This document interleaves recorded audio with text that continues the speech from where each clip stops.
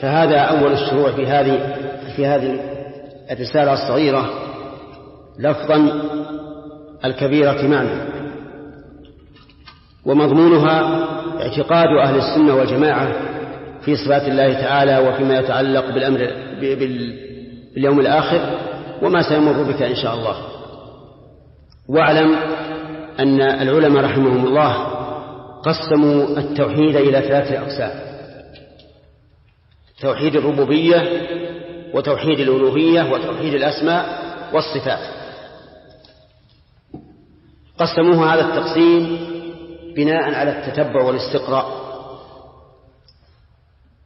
واستئناسا بقول الله تبارك وتعالى: رب السماوات والأرض وما بينهما فاعبده واصطبر لعبادته هل تعلم له سميا.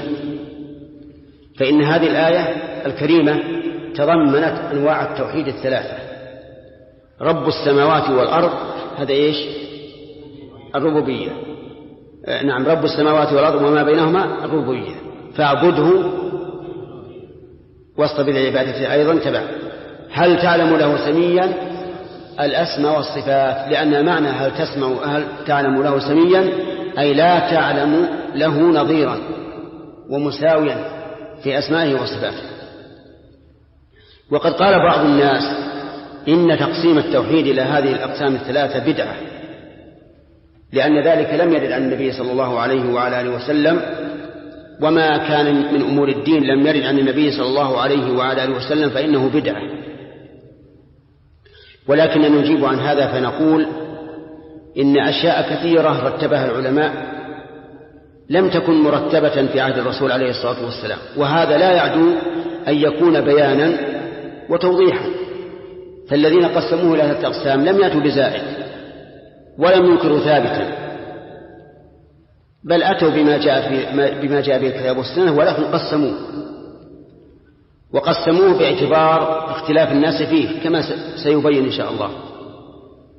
ولو أننا سلكنا هذا المسلك الذي سلكه هذا الشاذ لقلنا أيضا إن عد شروط الصلاة وأركانها وواجباتها وأركان الحج وواجباته ومحظوراته وما أشبه ذلك لقلنا إنه من البدع، ونحن لا نذكر هذا متعبدين لله به، ولكننا نذكر هذا مقربين للعلم إلى طلابه، فهو إذن وسيلة وليس قصدا.